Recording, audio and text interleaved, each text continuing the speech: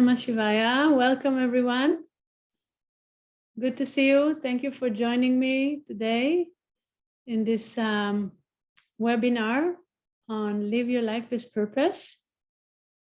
I'm very happy to see everyone. Some of you I know from my courses and many new people. And please, if you don't mind to have your video on so I can see you, it's much nicer like that. So it's great to see so many people in one Zoom room. And we're going to begin this, this class with a short guided meditation. And then I'm going to chant the opening prayers. The opening prayers are prayers that we chant in every class in the beginning.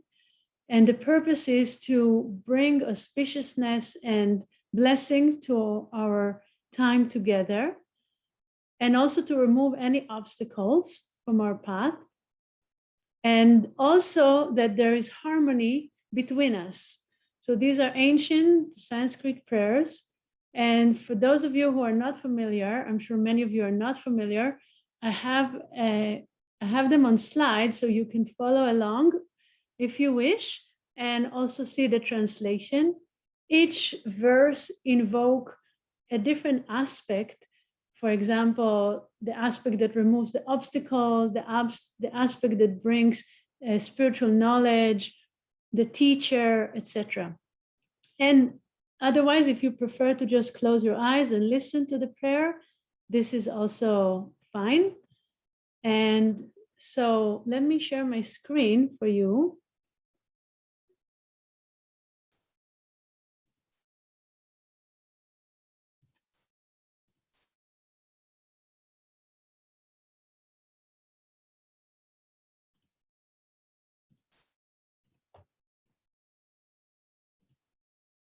So I invite you to close your eyes for just a moment, sit comfortably, relax the body, relax your shoulders, your facial muscles, all your muscles and joints. Feel that the body is very comfortable, relaxed, and steady. Focus on your breath, follow the inhalation and the exhalation. Make the breath very soft and gentle. Breathe deeply through your nostrils.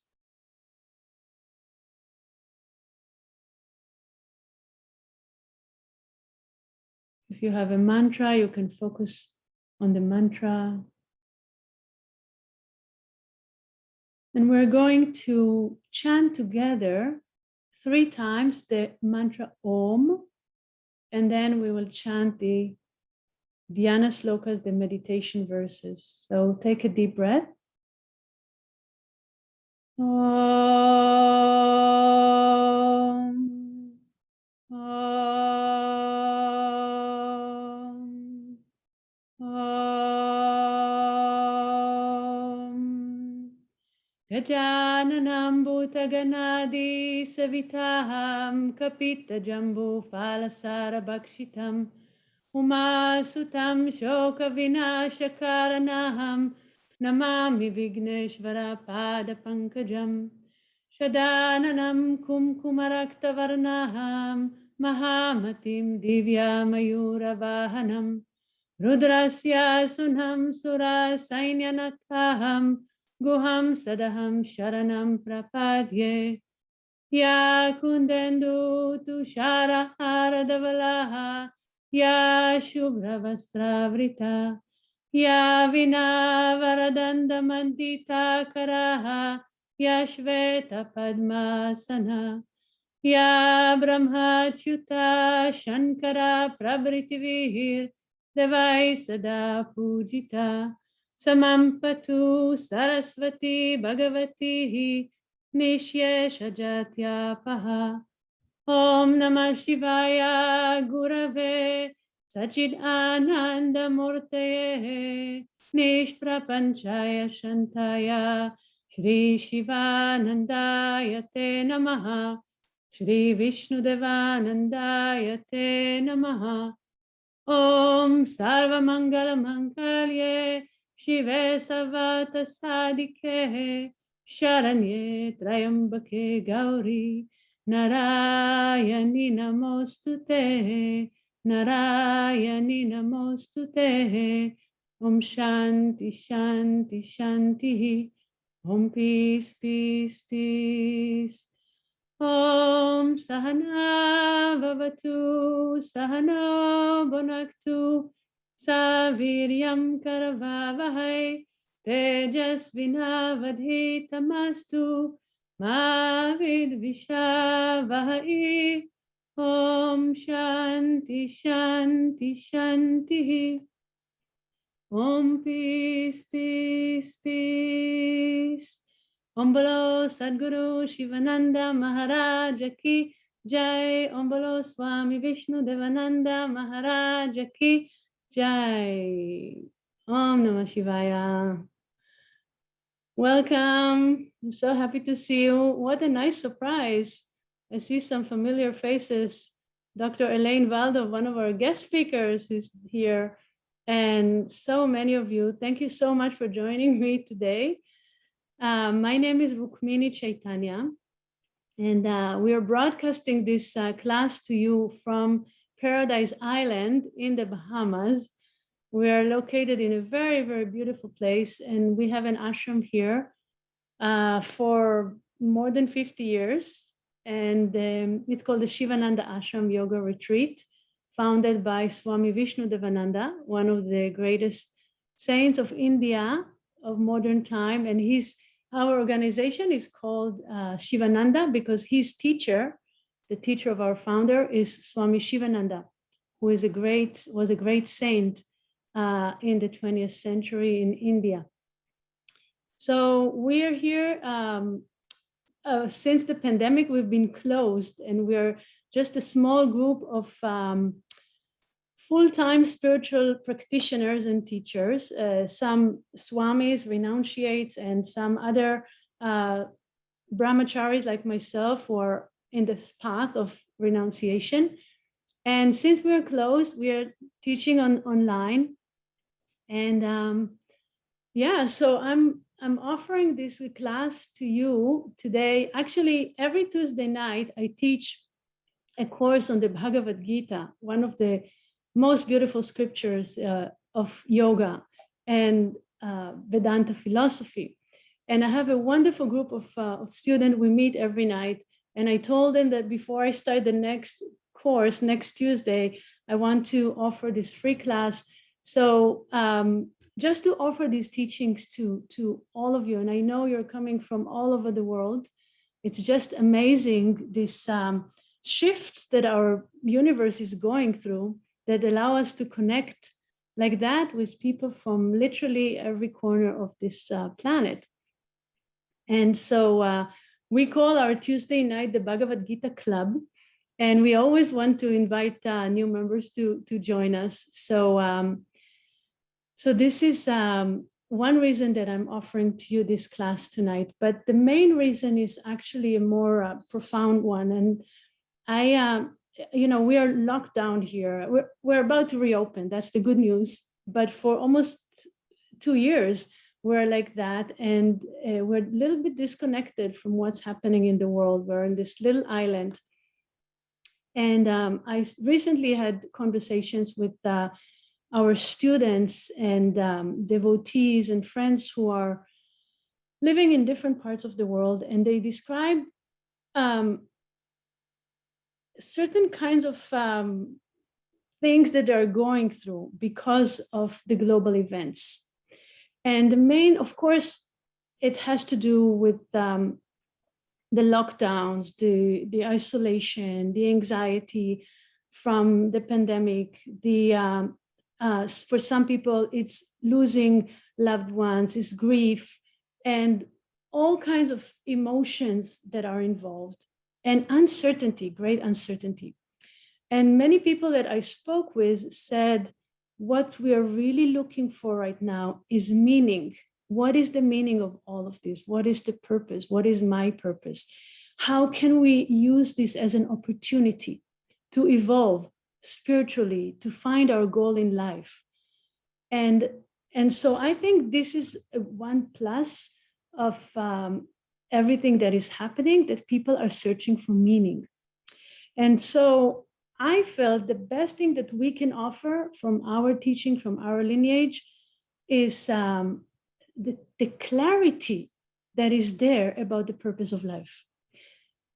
And then I started to read a little bit, just a little bit, from modern science, and particularly psychology and positive psychology, which is a new field, a relatively new field in psychology. And what they're finding, there are many studies about happiness.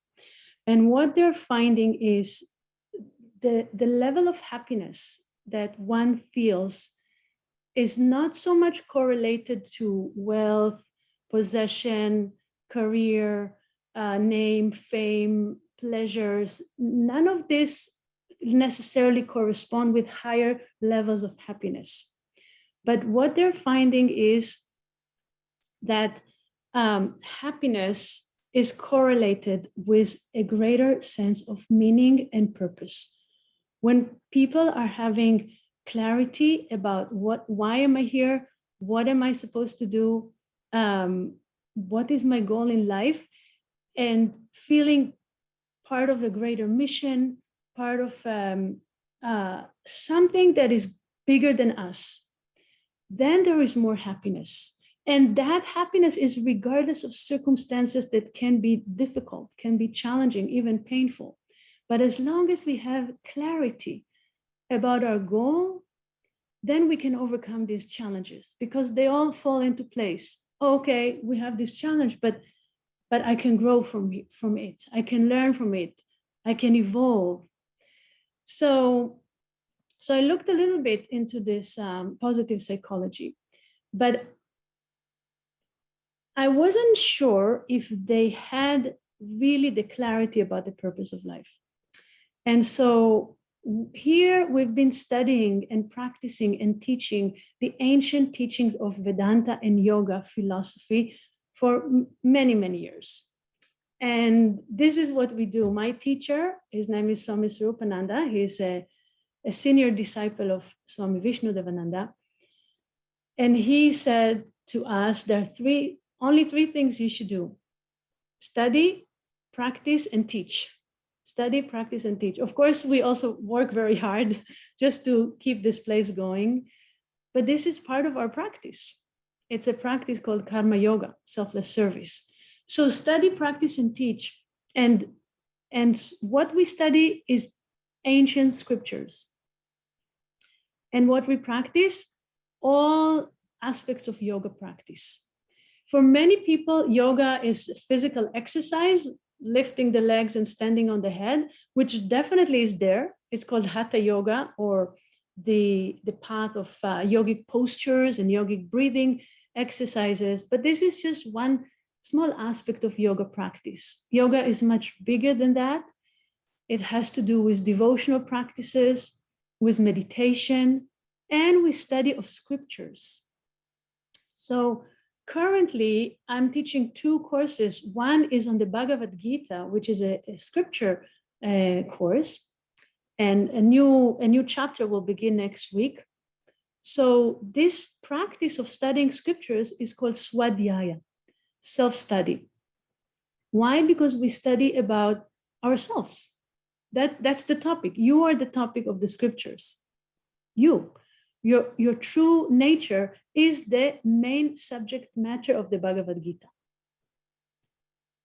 Okay, so this is one practice. Another practice that I'm teaching on Sunday mornings, and I'm about to start a new group again, is japa. Japa meditation is meditation with mantra. So this is another aspect of yoga practice. And this course is more practical, less philosophical, more practical. So this is what we do here. Now, regarding the purpose of life, what I was planning to do with you today, and of course I want to leave time for questions and discussion, but I prepared a presentation that summarizes the framework or the roadmap that the ancient Vedic teachings are offering to us about the purpose of life.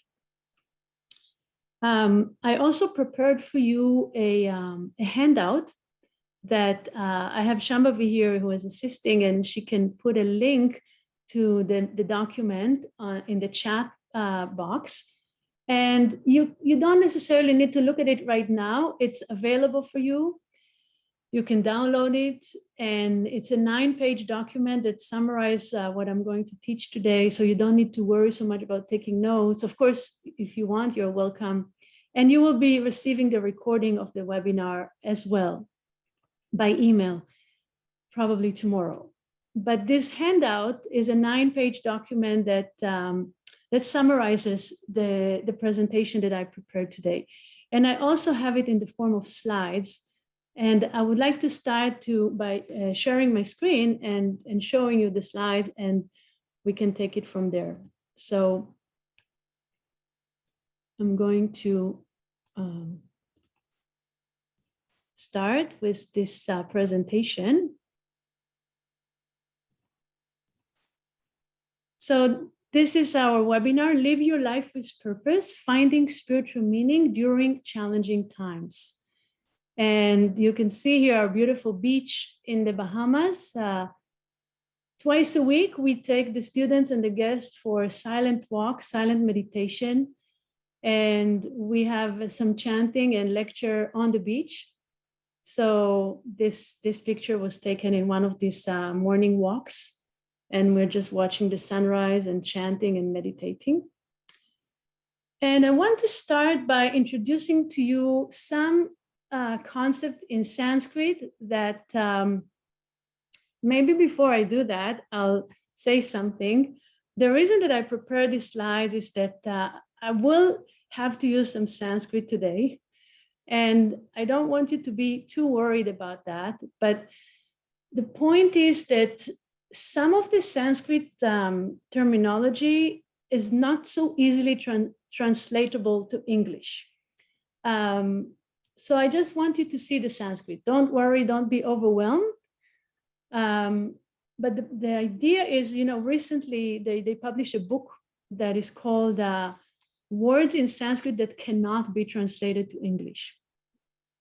And one of these words, for example, is Shraddha, which is literally translated as faith. But all the great yogis and saints and scholars are saying it's not really, faith doesn't capture the essence of Shraddha, which is about a pure intuitive feeling of love, respect, and awe, something like that. So this is just an example of a Sanskrit word that is difficult to translate. Another word, which I'm going to show you now, is Dharma. So let's look at the word and then see what we can do with it. Dharma often is being translated as duty or righteousness.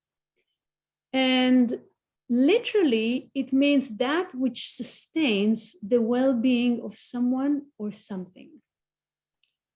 So if we are going to talk today about our goal in life, we really need to become familiar with this concept, dharma. Because in yoga philosophy, the question that I have to ask myself is not, what are my privileges in life? What are my rights? But actually, what is my duty? What is my service? What is my calling? What is my calling, really? And so dharma is that. Dharma is our duty. Dharma is what we are here, why we are here, what we need to do here. But when I say to you that literally it means that which sustains the well-being of something or someone, think about a plant, right? I have here some beautiful plants. What sustains the well-being of this plant? I need to care about. I need to take care of it. I need to give it water, not too much, not too little. I need to give it the right amount of light and soil. And this is the dharma of this plant. So it is happy. What is the dharma of a human being? A human being needs support, needs to be sustained, needs to feel confident and secured physically, emotionally, psychologically. And most importantly, a human being needs a spiritual path, needs to go on their spiritual path in order to attain the highest goal of life.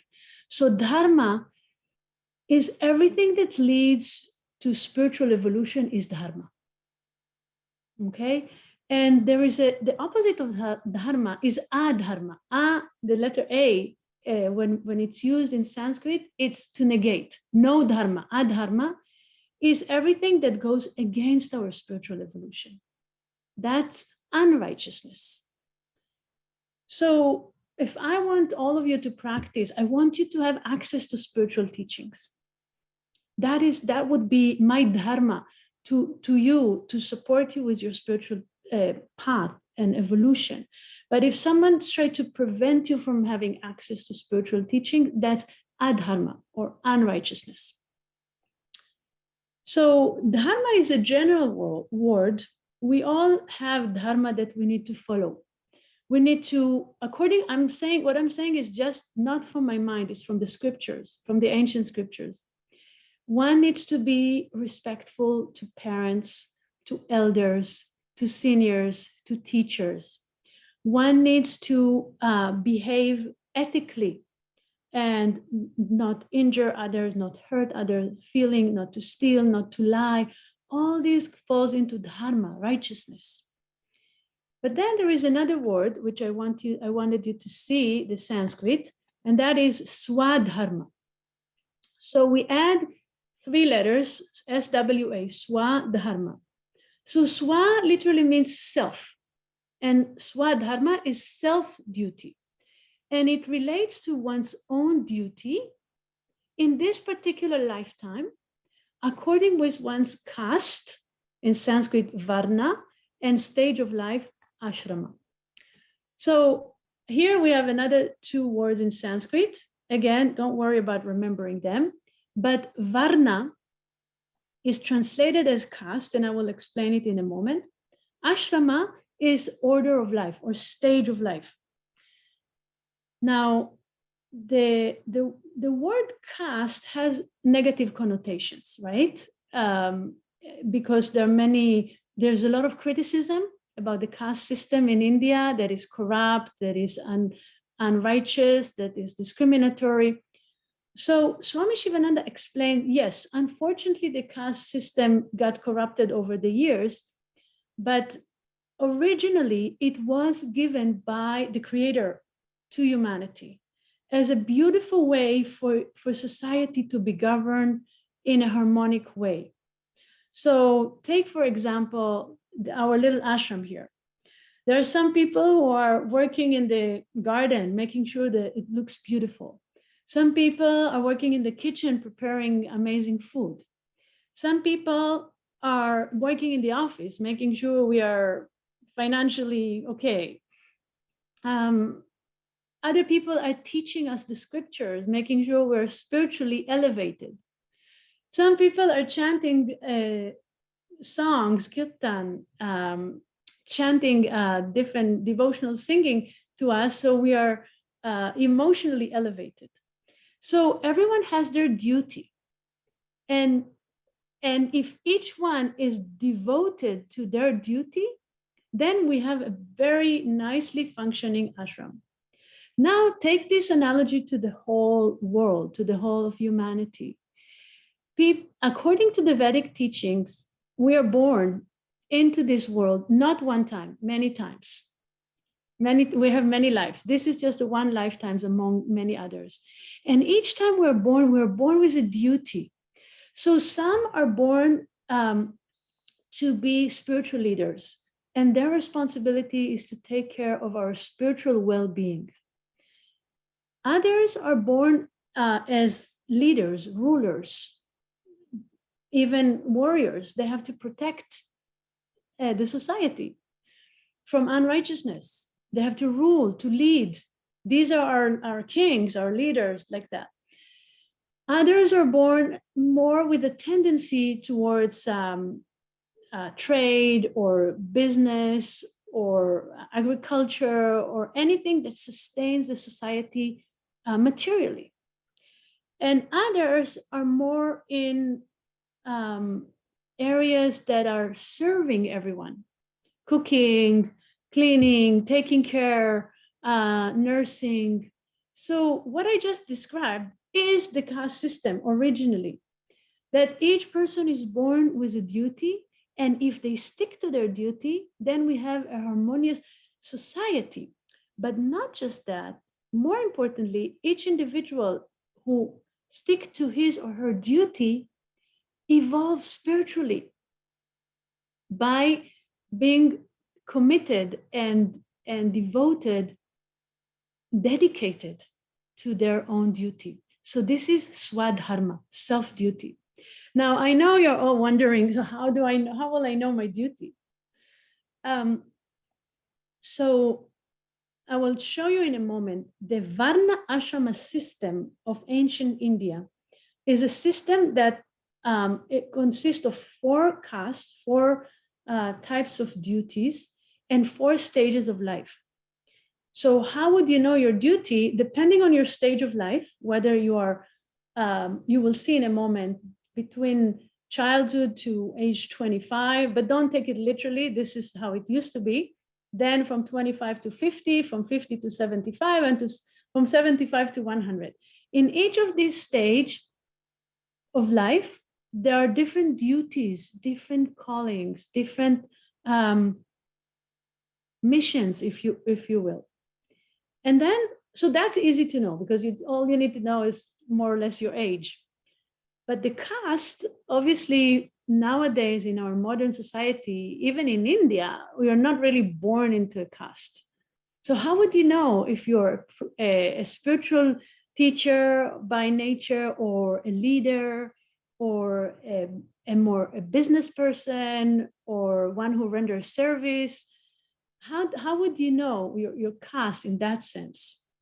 I will show you in a moment on the slides, but just to appease your curiosity on that, there are 3 methods how you can know your duty, your caste. One, which is not necessarily the most recommended one, is if you have access to a very, very good Vedic astrologer, and you know exactly the moment of your birth, the time, and the place, and the year, and the hour, and the minute, then that astrologer can read your chart, and oftentimes they can see in the birth chart what is the calling of this particular individual, because the caste is determined by our past karma, is determined by actions that we've done in our past lives. Now we are born again in this particular body, and we have lessons that we need to learn. We need to reap the fruits of our own actions. So a Vedic astrologer, if they're really good, they may be able to see this in your birth chart. But this is not the most recommended way to know your individual calling. Another way is called meditation. Meditation is a way to go within, become very, very peaceful and relaxed and focused, disconnect from outside distractions and noises and thoughts, and be in complete silence and peace. And in that state, there is great clarity. And intuitive knowledge can rise from within. So this is a very good method to know your duty, because it comes from within, from your own meditation. However, it's difficult, because to attain deep states of meditation is not easy. So then there is another method that is as good as the second one, and that is your teacher, your guru. If you have a connection to a spiritual teacher who is very, very advanced, even self-realized, one who accomplished the path, the spiritual path, and the goal of life, they can look and see through you, and they can tell you your individual calling or duty, and specifically which one of the four castes is more appropriate to you, whether to be responsible for spiritual teachings and practice, or leadership, business, or service. Now, of course, life is more complex than that, but still this roadmap gives you some sense, some indication what we are here to do. And, you know, in the Bhagavad Gita, that scripture that I'm teaching regularly on Tuesday night, it is mentioned that the caste is determined by karma, your past actions, and by guna. So I will explain these two concepts. Karma is literally is action, but really what we mean when we say karma is all of your actions from past lives are accumulated into a big storehouse of karmic seeds. And then when one person is reborn, some of those seeds sprout and bear fruits, and then we get a body. So the body that we get is depending on our past actions and the karmic seeds that are sprouting at this particular lifetime. So for example, if I have a female body from this particular nationality and country and race and economic status and family, all this is determined by karma. And it determines the lessons that we have to go through in this life in order to evolve. So let's say I've done some negative actions in the past. Maybe I hurt people. So this lifetime, maybe I should be born as a healer and heal people so I can pay for my negative actions. This is just an example. Of course, the law of karma is so complex and it's not our topic today. But I just want to mention that your calling in life, your duty is determined by karma. And the second thing is guna. So again, it's a Sanskrit word that I need to explain to you. Literally, it means quality. And specifically, we're talking about three qualities in nature. And these qualities are everywhere. All this creation is just made of these three gunas. If you want to reduce this creation to three things, that's it. There are three gunas. One has to do with purity, the other one with activity, and the third one with inertia and heaviness. So, for example, this physical reality, if you even studied a little bit of physics, you know that it consists of matter, solid matter, energy, and information, right? That's it. That's the physical realities: matter, energy, and information. So these are the three gunas. That's it. I'll show you in a moment how they're called. But the point is, the three gunas are also compose our mind. This mind of ours is consisting of the three qualities. And the point is that sometimes, all the times actually, one of them is predominant. So if your predominant quality in the mind is sattva guna, that quality of purity, harmony, peace, love, calm and serenity, knowledge, light, all these words are related to sattva guna, most likely you will have tendency towards the caste of the spiritual teachers and spiritual leaders. But sometimes there is another guna that is more predominant, and that is rajas, activity, sometimes even restlessness or hyperactivity. And when it is predominant, then it tends to go more in the direction of the leaders, the warriors, right? They need this type of guna in order to protect, in order to fight, in order to do their duty. And then so you get the point. Basically, your caste or your varna is determined by karma, past actions, and by the predominant quality in the mind. So now that I gave you this explanation, I want to go back to the presentation. So now you know, dharma is duty, righteousness, that which sustains the well-being of someone or something. Swadharma is one's own individual duty, depending on their caste and stage of life. Then the Varna ashrama is the system, the ancient system of India, that consists of 4 castes and 4 stages of life by which one's duty is determined. So here are the 4 castes that I just described to you. The first one is called Brahmana. And these are the spiritual teachers, the priests, the ones who are responsible for the spiritual layer of society.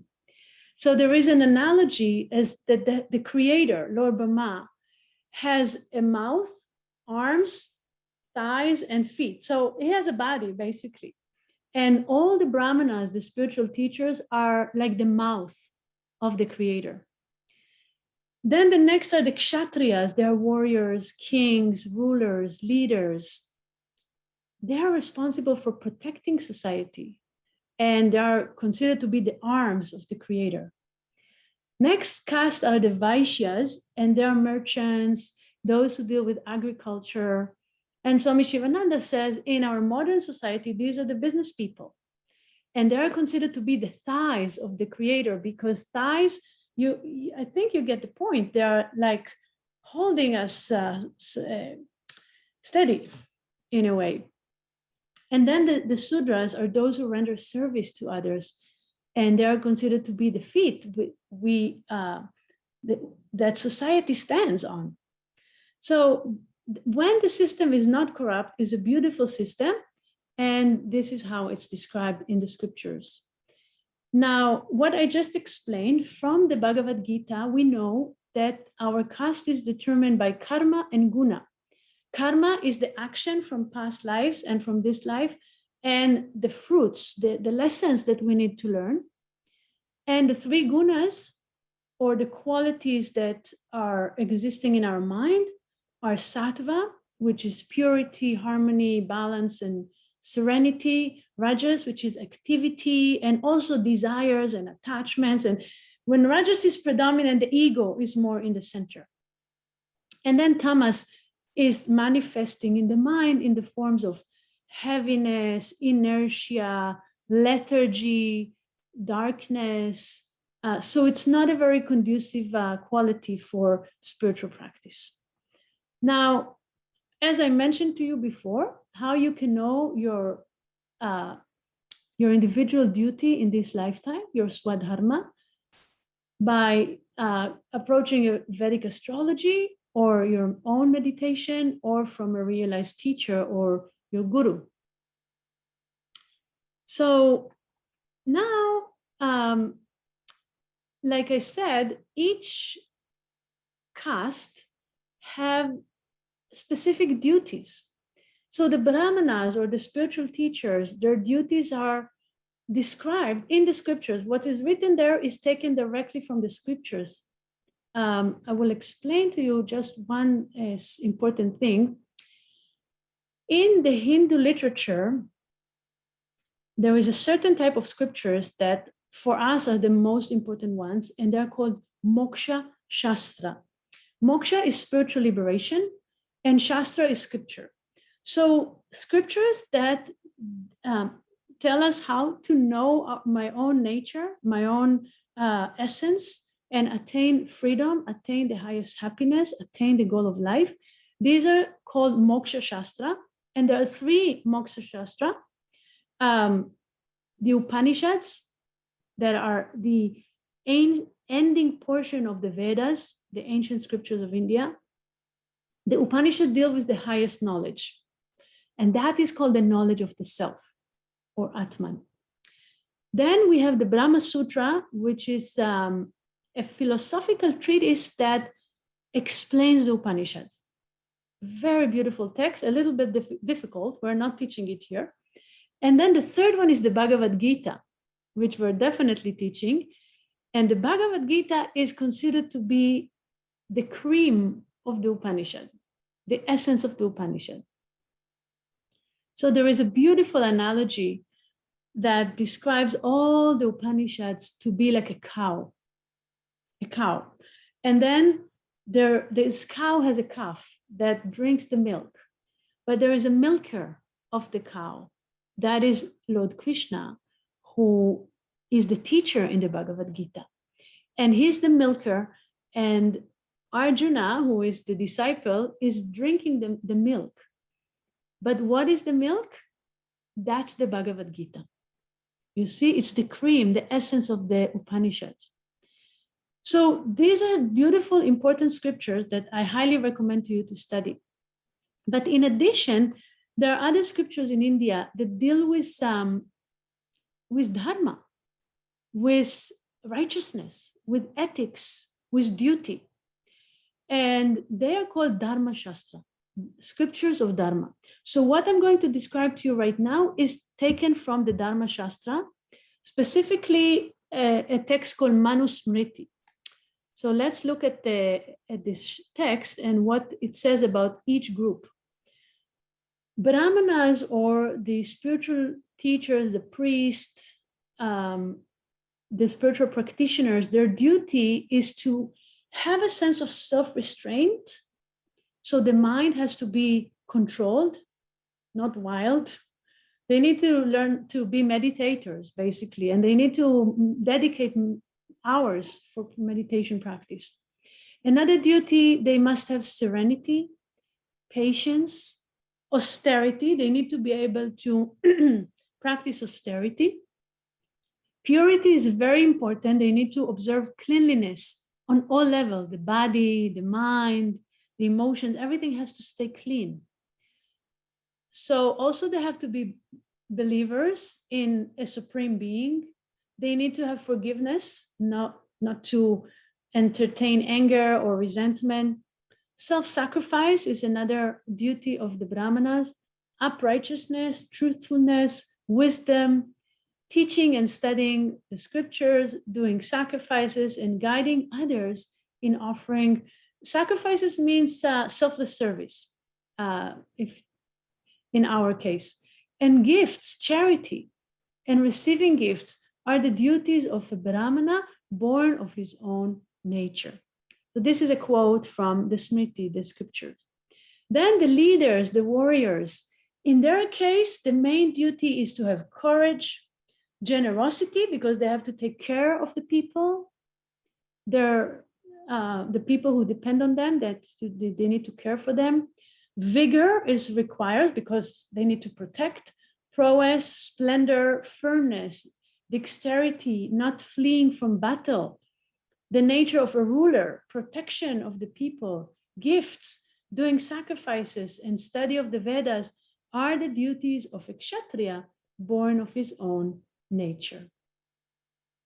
Next are the Vaishyas. These are the business people, the merchants, those who handle the agriculture, plowing, protection of cattle, trade, charity, doing sacrifice, study of the Vedas, engaging in commerce, finance, and agriculture are the duties of a Vaishya born of his own nature. Finally, the Sudra, to serve ungrudgingly all these castes is the duty of a Sudra born of his own nature. So now we reach the most important topic, and that is the 4 goals of life. So far I just gave you an overview of the 4 castes. And again, I want to emphasize, please don't take it literally. We all understand the corruption in the caste system. What I'm describing is just the ancient teachings, and these teachings are coming from the Vedas. So that means that they are not of a human origin. The Vedas are called aparushaya. Aparushaya means something that is coming not from a human origin, but from the atmosphere, from a divine source. And so in our path, in our lineage, we have great respect to the Vedas, we call the Vedas Shruti Mata. Mata is mother. Why we call the scriptures mother? Because it protects us. It takes care of us. Because in the Vedas, we can find answers to all of our questions, and we can get guidance how to live our life. And if we follow the instructions, we keep the ethics and morality and goodness, and we do our duty according to what is prescribed to us, then we are protected, we are safe spiritually, and we can evolve. So a mother is the one that takes care of the child, so the child grows and evolves to where they should be, to what they should be. And this is why we call the scriptures Shruti Mata, because like a mother, it makes sure that we grow and evolve spiritually. So now I'm going to talk to you about the 4 goals of life. And the 4 goals of life are directly related to the 4 stages of life. But first, let's look at the 4 goals. So here they are.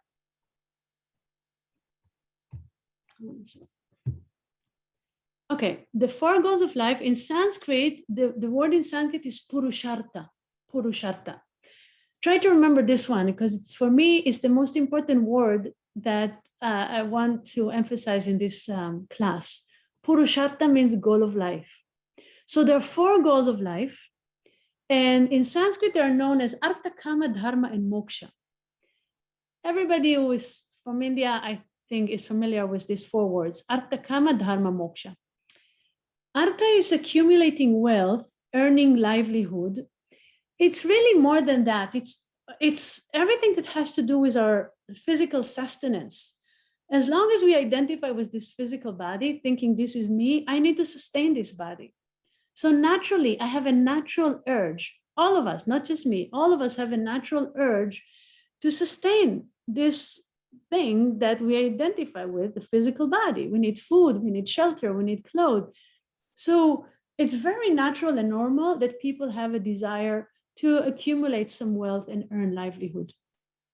The next goal of life is kama. Kama in Sanskrit means desire. Here it refers to fulfilling righteous desires. In a more narrow sense, it refers to the desire for conjugal life that the householders are engaged in. And more broadly, is any desire that is righteous, that is not violating dharma. Okay, remember dharma, righteousness. So any desire that is righteous, is legitimate, is not harming or hurting others, would fall here under kama. The 3rd goal of life is dharma, such an important word that we already explained, righteousness. Sometimes it's translated as law and order, system, harmony, method. And most importantly, is moving towards more and more freedom, more and more happiness. So everything that supports this spiritual growth is dharma. And finally, moksha. So moksha is spiritual liberation. And here it looks like as though we have 4 goals in life. But this is only relatively speaking. Really, truly, we only have 1 goal in life, and that is moksha. So I will pause for a moment and explain this point. What makes one a spiritual aspirant, as opposed to one who is not a spiritual aspirant, is something that is called purushartha nischayaha. Purushartha is goal of life. Nischaya is steadiness. When I have such a steady focus, one pointed feeling, knowledge, understanding, what is my goal in life, and nothing can shake me. I have the utmost clarity. I know what I'm here to do. Even if I'm not there yet, even if I'm not in a position that I can be a full-time meditator because my mind is not pure, that's okay. But I know what I need to do. I need to purify my mind. I have a friend, every once in a while she calls me and she says, so what are you going to do today? And I said to her, every time I say to her the same answer, I'm going to do karma yoga and sadhana. Karma yoga is selfless service, doing our duty. And sadhana is spiritual practice. What else is there to do? Right? Of course, you may want to go to the movies or go to a restaurant, but that's as long as it falls within this framework of doing our duty to our family, to our well-being, to our society, to our community, and doing our spiritual practice, then you are called a spiritual aspirant because you have clarity and nobody can shake your clarity. I know why I'm here. So that brings me to the very beginning of our class where I said to you that I was motivated to offer this class because of the conversations that I had recently with people in New York who were telling me that life is so uncertain and what is going on. They said, one girl said to me, almost every person that I know lost someone, maybe not a close relative, but someone that they knew. And everything that we were going through in the last year, and if you have kids, it's not easy, and all the lockdowns and the masks and the everything and the political unrest and the divisiveness and so much is going on. And what is the meaning? What is going on? But when you have this purusharta nischayaha, this clarity, enhanced clarity about the purpose of life, then we can even face those challenges. So going back to the 4 goals of life, you can see them here. Wealth, desires, righteousness, and spiritual liberation. But really, spiritual liberation is our goal throughout our life. So now I'm going to show you the 4 stages of life. So in Sanskrit, they're called the 4 ashramas or 4 stages of life. And they're known as brahmacharya, grihastha, vanaprastha, and sannyasa. So brahmacharya is, and here we're talking about the ancient system, so we have to make adaptations to our modern life. But until the age of 25, in ancient Vedic times, the person was a celibate student who went to study with the guru in the ashram. The guru normally was a householder with his wife. They had an ashram in the forest, and the children would go there, would be sent there by the parents to study the Vedas and to serve in the ashram and to become good human beings. They would be chanting the mantras of the Vedas, and they would be learning the ethical rules, the morality, and all the foundation for spiritual life. So they're called celibate students or brahmacharis. Then around the age 25, plus minus, but around, they complete their study and they enter into the next stage of life, which is called grihastha or householder. Now they get married, they have children, they raise a family, and as householders, they have duties. They have to take care of their family and sustain it, but also they have to do charity and sustain the community, sustain the other stages of life that are not earning livelihood. And householders, Swami Sivananda said, is the most important stage of life. They support the whole society. So they study a portion in the Vedas that has to do with rituals, because householders in the ancient times, they have duties to daily do worship and rituals.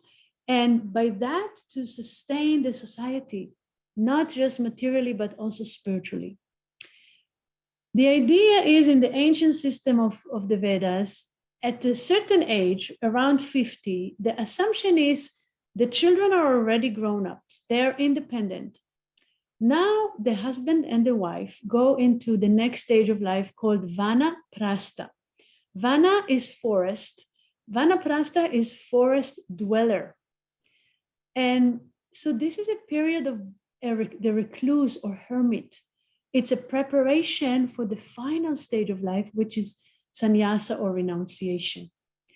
So here the husband and wife, they stay together in the forest, but now they're like brother and sister. And they dedicate their entire time to spiritual practice. They learn a portion of the Vedas that has to do with esoteric practices, meditations, and all kinds of sadhanas or spiritual practices. And finally, at the age of 75, every person would be entering into the last stage of life, which is called sannyasa, literally means renunciation.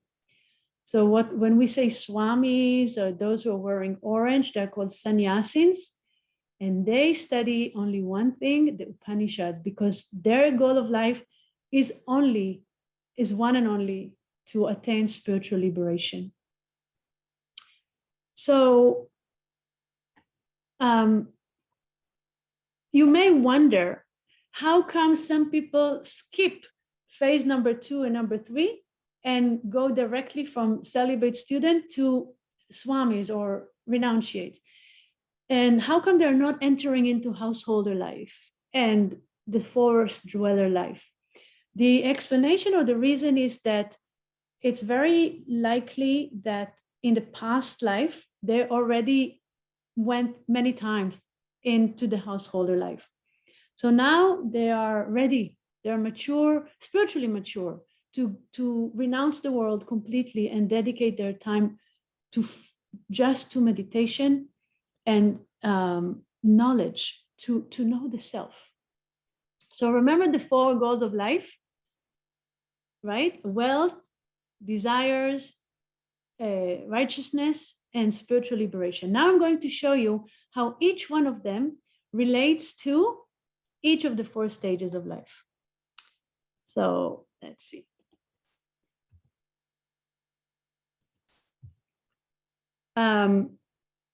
There is a little bit of an explanation here on the sannyasa.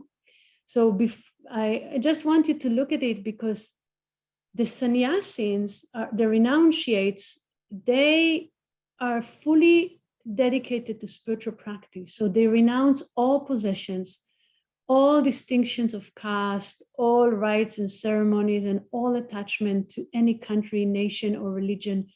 They live alone and spend their time in meditation. They live on alms. They beg for their food. When they attain the sublime states of deep meditation, they rejoice in their own self. They're quite indifferent to sensual pleasures. They are free from likes and dislikes, desires, egoism, lust, anger, greed, and pride. They have equal vision and balanced mind. They love all. They roam about happily and disseminate Brahma, Jnana, or knowledge of the self. They are the same in honor and dishonor, praise and censure, success and failure. They are not bound by any social customs and conventions. So now look at the 4 goals of life as they're connected to the 4 stages of life. The celibate students, they have 3 goals: artha, livelihood; dharma, righteousness; and moksha, liberation. Now, of course, you see the one that is missing here is kama, or desire, because they're celibate students, so they're not pursuing those desires. However, you see that they have artha, meaning livelihood, because as students in the ashram, they work, they sustain the ashram family. They go and beg for food, or they take care of the cattle, or whatever, they do work. And of course, they must keep dharma, righteousness, and remember the goal of life, which is moksha, or spiritual liberation. The householders, they have all the 4 goals of life: livelihood, fulfilling desires, righteousness, and liberation. The forest dwellers, they're left with just two. They only need to keep righteousness and keep their focus on the goal of life, which is liberation. But in the last stage, sannyasa or renunciation, there is only one goal, and that is moksha or spiritual liberation. So I'm sure this framework brings many questions to your mind, and I do want to leave time for questions. But the most important thing that I want you to take from this class is, when you go back and you start to think, okay, what stage of life am I? Swami Sivananda said nowadays is very messy because people don't go to the ashram when they are 8 to study the mantras. So maybe in the age of 50, they become students, and maybe, so it's all mixed basically. And Swami Sivananda admits, yes, it's very mixed, but still it gives you an idea about the journey that we need to take. And the journey, you can simplify it actually. All throughout our journey, we need to remember that really the goal of life is spiritual liberation. Why? Because what else can you do but knowing your true nature, knowing your essence? What else is there to do? To know the truth, to know the reality, to remove ignorance, remove spiritual ignorance, and attain the highest happiness. It's not a selfish goal, because when you remove ignorance and attain the highest happiness, you're no longer an individual. So how can you be selfish? In fact, you attain the utmost selflessness before you attain knowledge of the self. So you lose all sense of individuality, and that is the key to happiness. Okay, talking about positive psychology, they're searching for the key to happiness, but the yogic scriptures are giving us the answer. Removing spiritual ignorance and attaining knowledge of your true self is the key to happiness, and it's the best way that you can serve others. But the problem is to be qualified for knowledge, for the practice of jnana yoga, the yoga of knowledge. We need to be very, very advanced spiritually. And when I say advanced, I mean pure. So our journey is first purification, first and foremost purification. Only then we can attain knowledge. And knowledge takes us to moksha, or spiritual liberation. So these are the 3 steps: purification, knowledge, liberation. So the first stages of life are meant for purification. The student life is to purify the mind and the heart by doing selfless service, spiritual practice, like that. The householder stage of life is an amazing opportunity for purification. I see this all the time because I took a different path. I went on the path of renunciation, not in the path of householder, but I see people that grew up with me and entered into the householder life. If they follow it in a righteous manner with Dharma, they evolve so beautifully.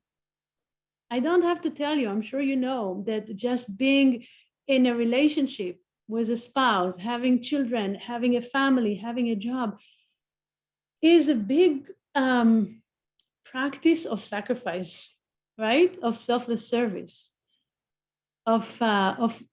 without developing selflessness, you cannot survive the householder stage of life. So look at what an amazing opportunity to develop purity of the heart. And then comes the forest stage of life, where one retires from the stress and busyness of life and is fully dedicated to spiritual practice. That is a preparation for the last stage of life, where there are no more duties, no more responsibilities, obligations, activities. It's a stage of life that is fully dedicated to knowledge. What knowledge? Not academic knowledge, not intellectual knowledge, spiritual knowledge. And I want to chant for you one verse from the Bhagavad Gita and then explain what I'm just trying to tell you. So this is a verse from the last chapter, the 18th chapter, verse 66. And it goes like this. Svadharma parityaja mamekam sharanam vraja aham tva sarva papebhyo moksha ishami ma sucha. So Lord Krishna, the teacher, is telling Arjuna, the disciple, Svadharma parityaja, abandoning all duties. Mamekam sharanam vraja, take refuge in me alone. In me, Krishna, when Krishna says in me, he means the Supreme Being or your own self. Abandoning all duties, take refuge in me alone. I will liberate you from all sin, from all negative karma, from all pain and suffering.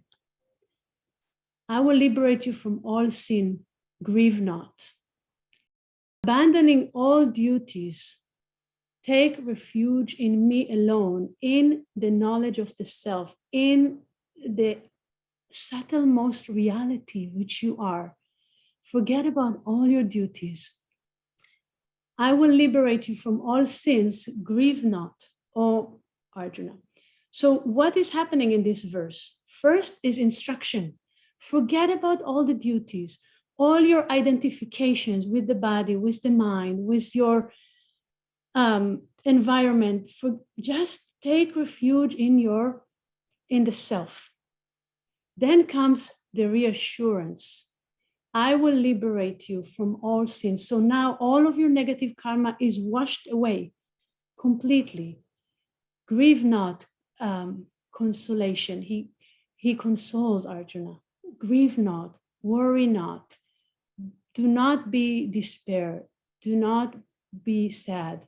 Because the Bhagavad Gita starts with a chapter called Arjuna's despair or Arjuna's grief. Why he's in despair? Because he doesn't know his duty.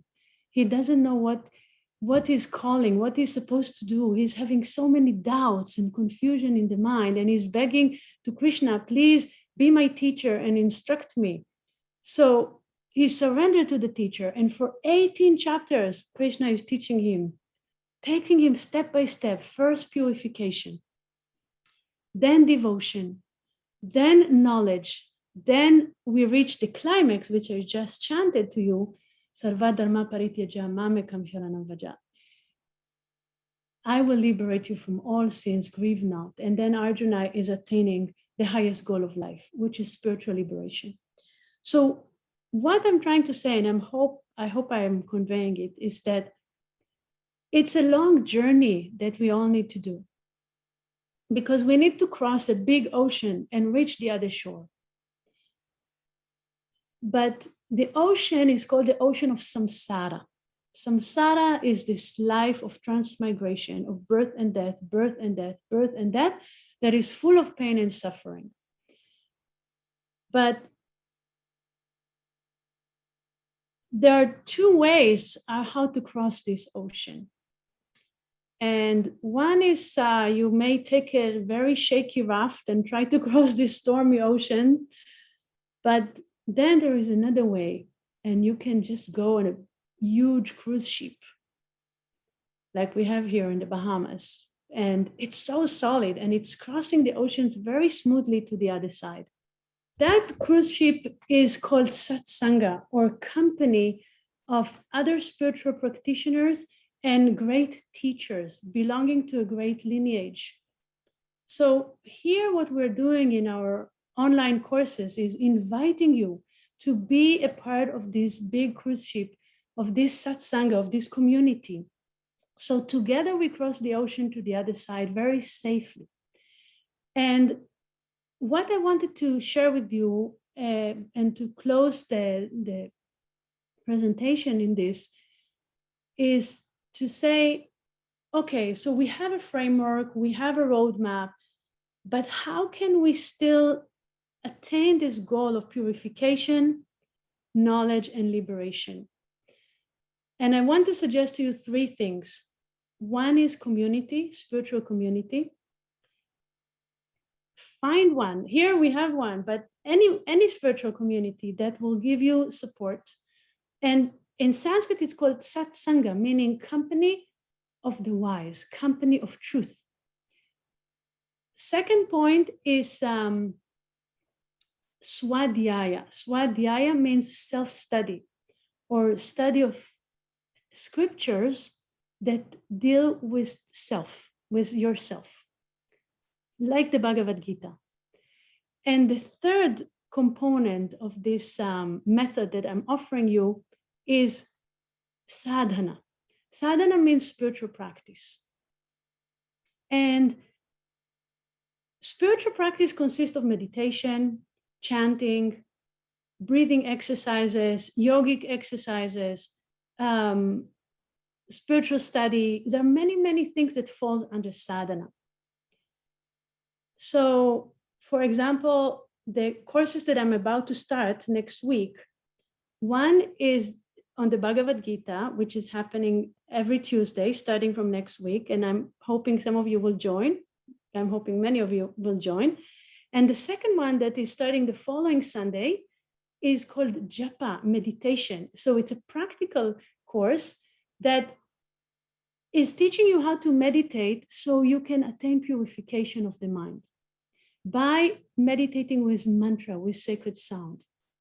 So my students who take both courses, they find it a perfect combination of studying the scriptures and at the same time practicing the meditation.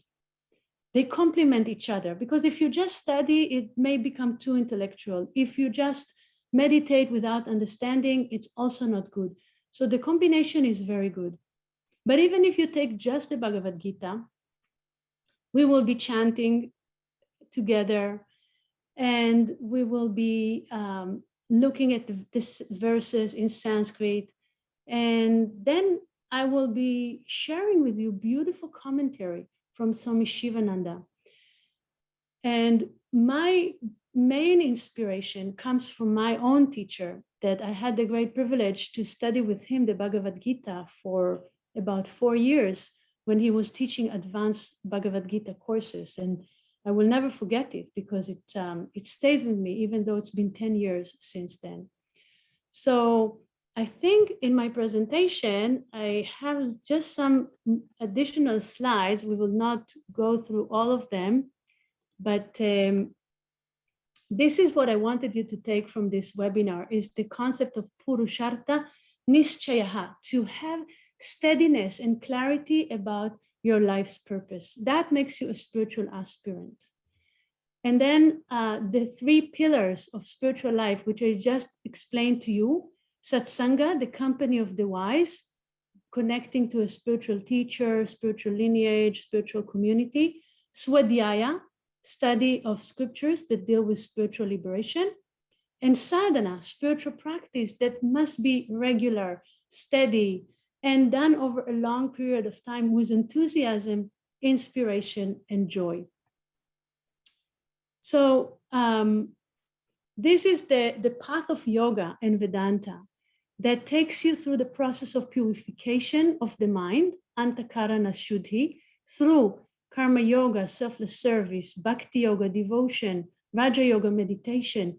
These 3 yogas allow you to become qualified for knowledge through jnana yoga, yoga of knowledge. That takes you to self-realization, knowing your nature, that eventually brings you freedom, liberation, moksha, or the highest happiness. And that is your goal in life, okay? That is your goal in life. Purushartha Nishchayaha, please have steadiness and clarity about this point.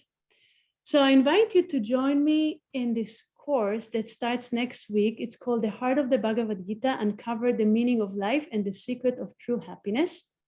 It starts on Tuesday, October 26th. And we meet every week. And I know many of you have plans for the holidays, but don't worry, because you get the recordings and you can watch at your own time. You can take it at your own pace. If you can come live, that's great. Otherwise, it's okay.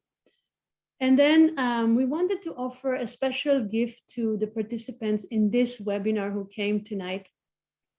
And there is a promo code when you register before midnight on this coming Thursday.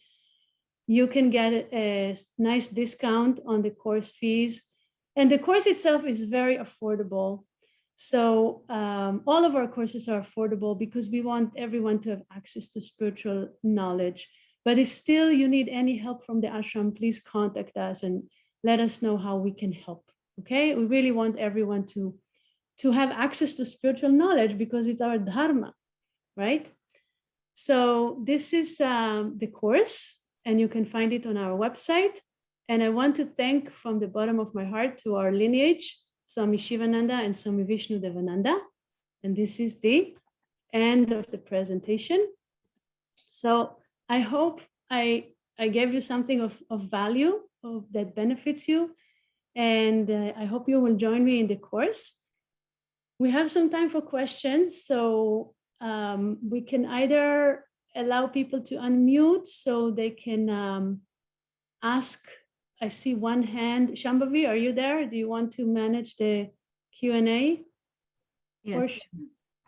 I lost some of the chat because when I was disconnected. So if there is something you want to read to me. Yeah, maybe we'll start with Kumar, raise the hand, and after we'll go to the chat. And Kumar, if we can see you, that will be nice also.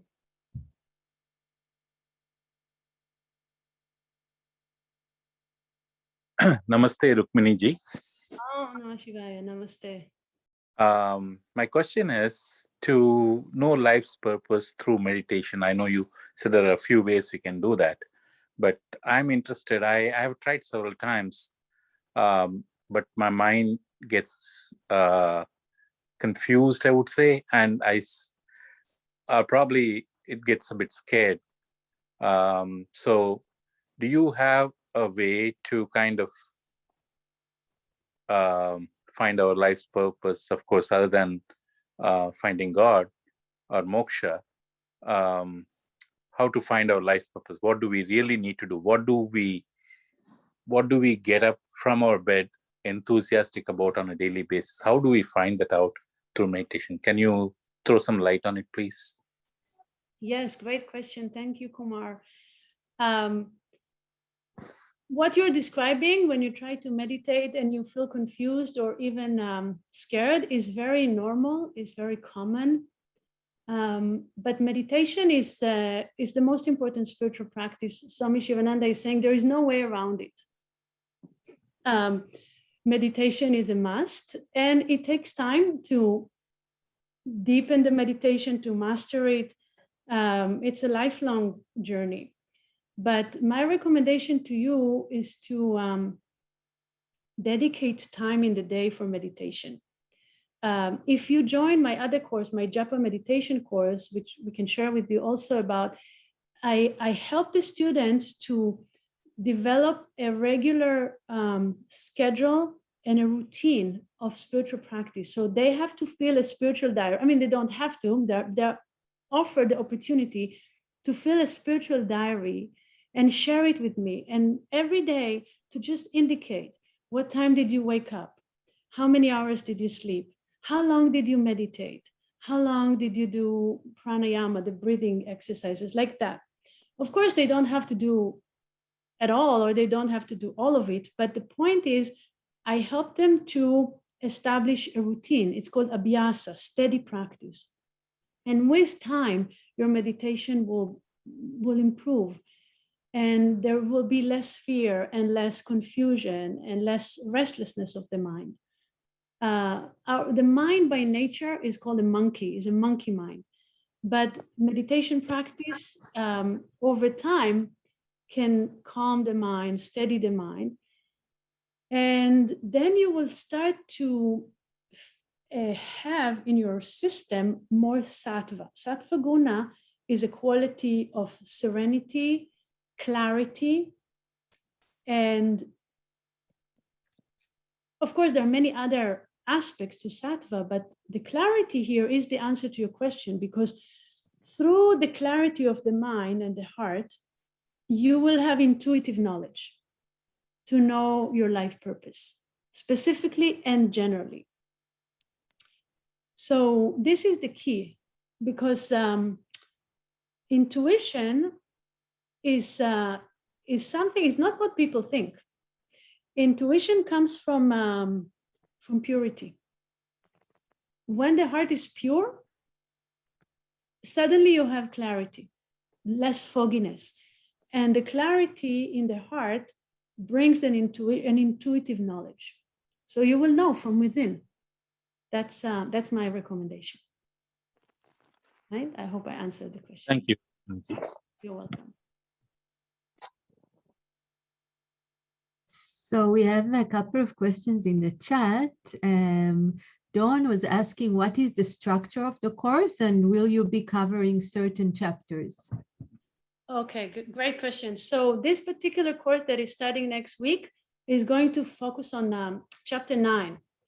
And I forgot that, thank you for this question. I wanted to mention something about chapter 9. The chapter is called The Yoga of the Kingly Science and the Kingly Secret. And, you know, even if you didn't study the previous chapters, it's okay to start from any chapter you can start, because first I give an overview of the whole Gita and the previous chapters and the background story.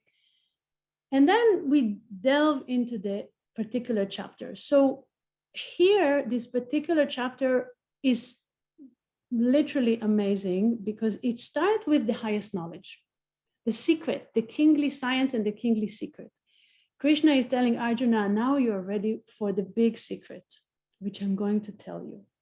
And the first verse reads, the blessed Lord said, I shall now declare to thee who does not cavil the greatest secret, the knowledge combined with experience. So it's not going to be dry intellectual knowledge for you. It will be experiential knowledge. And that is self-realization. Having known this, thou shalt be free from evil. Free from evil means free from negative karma, free from suffering. So this is how the chapter starts. And then after it discusses this, and I want to show you really what we're going to do is very beautiful. I'm going to share on the screen every time we meet the transliteration so we can chant together every verse. Then we read the translation, then we go into the commentary. So here is the first verse of chapter 9 in Sanskrit. Shri Bhagavan Uvacha idam tu te guyatamam pravakshyam yana suvaye Jnanam vinyana sahitam yajnatva mokshyase shubhat. So in the course, of course, we do it slowly together, and over time, the students start to get it, to kind of follow the transliteration and attempt to chant the verses. Then we read the translation and the commentary. But the point is, after discussing the highest knowledge, and it's just what do you call it? Mind-boggling, mind-blowing. It's very, very powerful. But then he goes into devotion. And the chapter is really in the section on Bhakti Yoga, Yoga of Devotion. And there are some amazing verses there on what is considered to be devotion or bhakti or love. And also there is a discussion on self-surrender, that the self-surrender is the culmination of the path of devotion. Because you see, love, everybody knows what love is, right? We all love someone or something. But spiritual, divine love is a love that starts with two, so it's dual, but it ends with one. Because you all know, right, that love is a desire to unite with the beloved. So bhakti yoga, divine love, is a desire to unite with the Supreme Being that happens to be residing in my own heart. And that desire to unite leads to oneness. And the oneness is happening through self-surrender. So the last verse, I chanted for you the first verse. Now I'm going to show you the last verse. It's a verse about self-surrender. And it's Krishna is telling Arjuna, fix thy mind on me. Me is the Supreme Being. Be devoted to me, sacrifice unto me. And also you can say it's your own self. Bow down to me, having thus united thy whole self to me, taking me as the supreme goal. Remember the supreme goal of life? Thou shalt come unto me. That's the point. Thou shalt come to me. Thou shalt attain your highest goal. Thou shalt become one with your true nature and will attain immortality, happiness, bliss, and supreme peace. So this is the promise in the end of the chapter. So there are 34 verses. And because the commentary is quite long here, I wanted to have 12 sessions. Of course, like I said, you can always watch the recordings, but there'll be 12 sessions and we will go quite deep. But I will make it clear, don't worry. I will make it clear. So I hope I answered this question. There is another question in the chat. Which caste is the artist belongs to? The artist? Yeah, It's a good question. It doesn't really fall into, but some people that are having tendency to art, they can be brahmanas because especially if it's spiritual art or poetry or it's a very sattvic type of vocation and very, very connected with the intellect, with light, with intuition. So I think they fit well in the brahmanas. Also, I get many times the question, what about the healers, the therapists, the doctors? I think it's also a really good question. The way how it's structured in the Vedic system, it's priests, warriors, business people, and rendering service. So I also, myself, I wonder about artists and healers. So I think you can use your own understanding, but many times these people are really brahmanas. They're like spiritual leaders, only taking it from a different direction of art or healing. That would be my answer.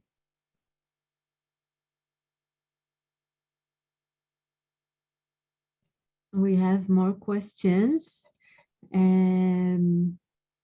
There is a question if there is a Vedic astrology in the ashram. Actually, yes. And he's even doing Zoom astrology readings. So maybe Shamba, we can put the information. You basically have to email us to the ashram to book a Vedic astrology reading with him. And of course, when you come here, when we reopen, you can also do a reading with him. This is our priest. We have a Hindu priest in the ashram, Krishna Nambudri, and he's also a Vedic astrologer.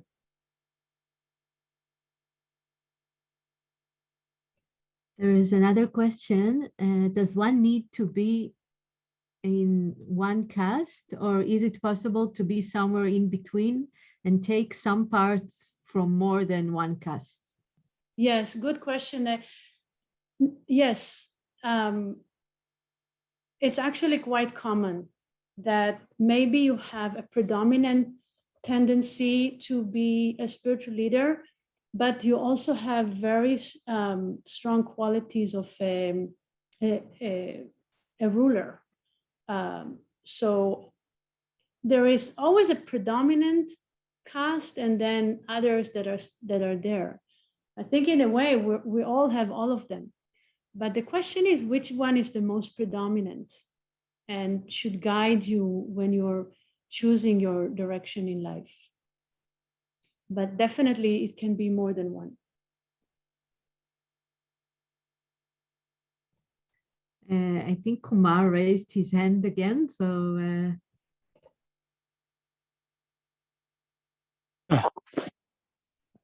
Namaste, Rukmini ji. I had one question. Do you have like an accommodation for people to come and study there? Like, are you going to open it up soon, or like for this winter, do you have something, a long-term course or something like that, where people can come in and study, and you have residential quarters where people can stay? Yes, absolutely. So we're reopening in mid-December, which is very soon. And you can go and book your accommodations and come. If you want to take a more intensive course, then we can give you some information, but also you can come for vacation and just benefit from all the teachings, because even for vacationers, we have satsangs twice a day, we have yoga classes, we have workshops, but of course there are even more intense trainings that you can take here. So it's most of the information is available on the website, and you can always contact us for details. But I think it's a great question, because even though now we're broadcasting everything and you can take Zoom classes and even join for free all of our satsangs, but it's different when you come here, right? To be in satsanga, in spiritual community, in a more literal way, not just virtual way. But virtual satsanga is also good. So my recommendation would be to come here and be here as much as you can, but when you cannot, then join the virtual community as much as you can. Thank you so much. You're welcome.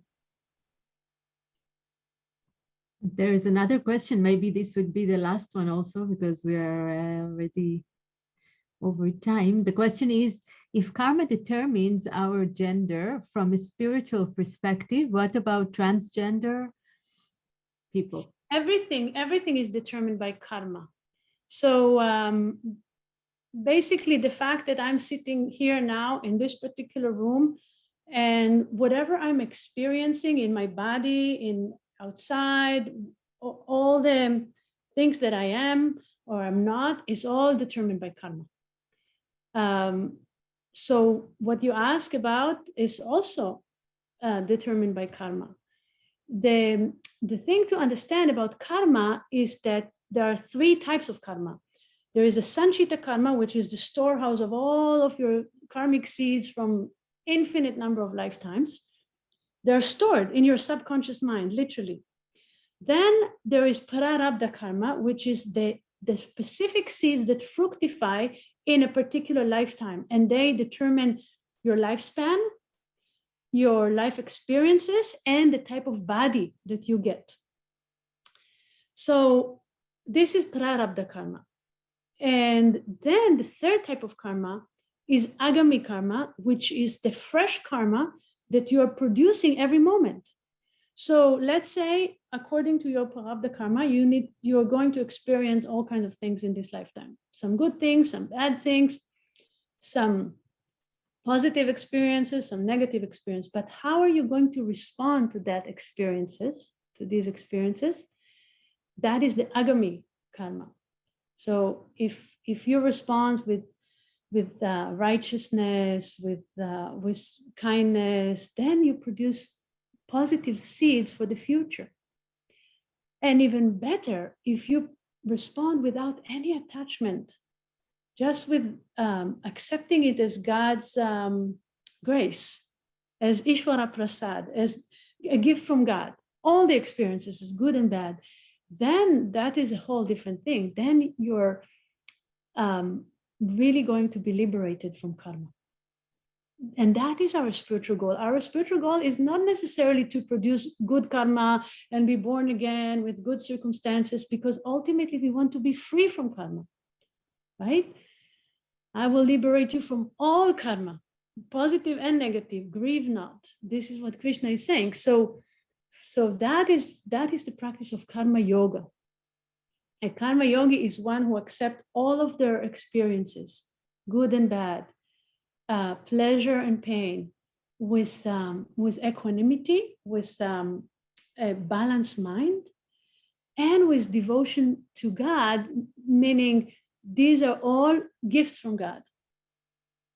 And that is called Ishvara Prasada Buddhi, is a intellect or mind that is constantly in a state of gratitude. That is a very, very good thing to have. Ishvara Prasada Buddhi. So may you all have this state of mind of gratitude. Okay, Shambhavi, we have more questions, or should we conclude? No, just many, many thanks and gratitude from people. Thank you so much for coming. You have the handout with much more than what I spoke today. I didn't cover all of it, but you have it. And I really hope to see you next week in our Bhagavad Gita family. So please join. Let me know if you need help or have questions. And make sure in 2 days to use the discount that we're offering. So yes, I hope to see you. And I enjoy this time with you. Lovely to be in this spiritual community. So I wish you many blessings and all the best and much success with everything. And may we have good, peaceful, and healthy life for us and for the whole world. So I'm going to conclude now with just a short meditation and the final prayer. So I invite you to close your eyes, focus within, relax the body. And make sure that your microphone is muted when we are chanting together 3 times the mantra Om and the final prayers. Om. Om. Om. Asato ma satgamaya, tamaso ma jyotirgamaya, mrityor ma mritam gamaya. Om Purnamada Purnamidam Purnat Purnamudachyate Purnasya Purnamadaya Purnameva Vashishyate. Om Shanti Shanti Shanti. Om Peace Peace Peace. Om Bolo Sadguru Sivananda Maharaj Ki Jai. Om Bolo Swami Vishnu Devananda Maharaj Ki Jai. Om Namah Shivaya. Many blessings. See you next week. All the best. Om Om.